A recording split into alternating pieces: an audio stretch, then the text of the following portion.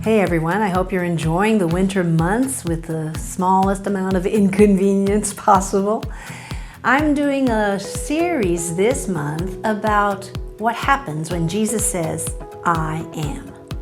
It's really the result of a series of encounters I had with the Lord during a particularly trying time over the last few weeks. And it's as though Jesus came to me in the same way he came to Peter and said, "Who do you say that I am?"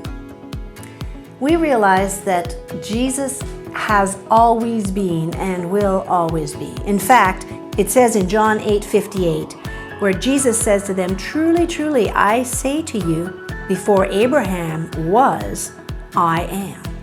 You see, Jesus is the I am in our past, in our present, and in our future. That's confirmed by Hebrews 13:8, where it says, Jesus is the same yesterday, today, and forever.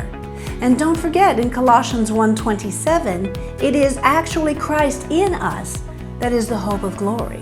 So the I am who resides within us wants to reveal himself to you and through you.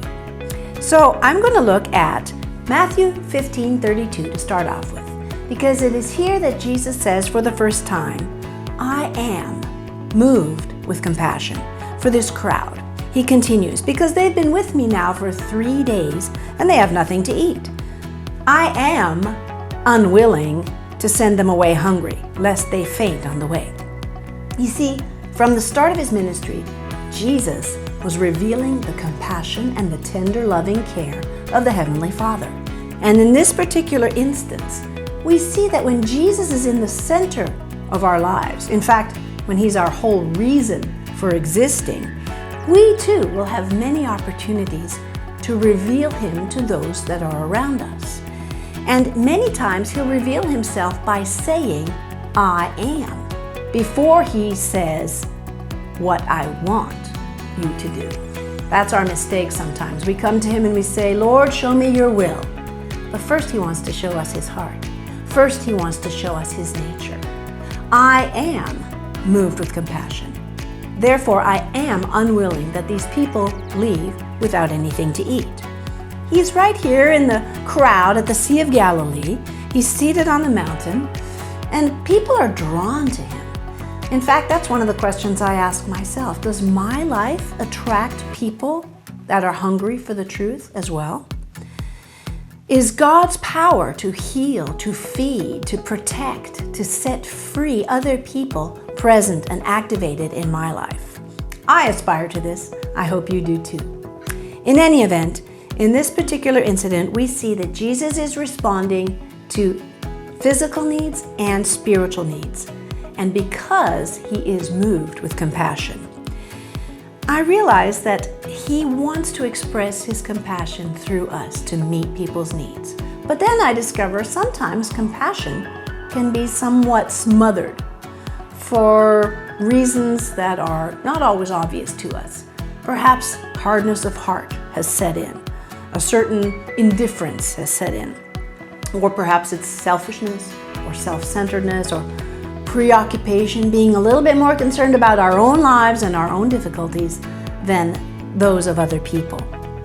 But when Jesus says, I am moved with compassion, he's showing us how he is affected by people's needs, by people's sufferings. He's aware of our condition. He's concerned about our future. He's attentive to what's going on in our lives. Look what he says. They've been with me for 3 days. That means he notices those that are close to him, those that are with him. Then he says they have nothing to eat. He's very conscious about the needs, the lacks in our lives, what we need to receive, what we've already received, and what we haven't yet received. I don't want to send them away hungry. You know, there's a time to be hungry, as in the case of fasting, for example, but his will is for our needs to be met. His will is for that divine provision to be released in our lives.